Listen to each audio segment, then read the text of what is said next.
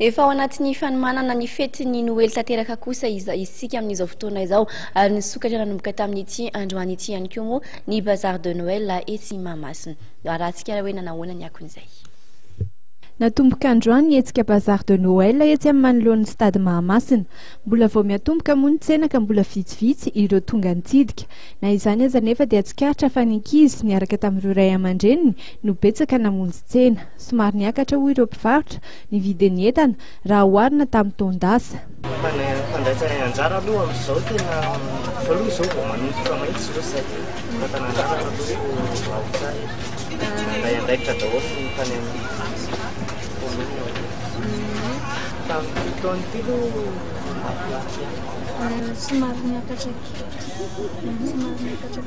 tamin'ity Inona mety mahatonga an'izay niakatra? nefa ny akotra mihitsy miakatra ny fidilika. Ny anareo zao aiza no alaina ny entana?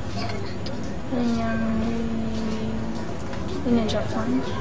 Ny kilalao no tena nandravaka ny teny amin'ny Bazar De Noël eny Mahamasina ary ireny indrindra no tena nanintona ireo tonga ny an-tsena. Ankoatr'ireo moa dia nisy ihany koa ny akanjo sy ny sakafo toy ny vatomamy sy ny biscuit izay azo atao fanomezana tokoa amin'izao fety izao.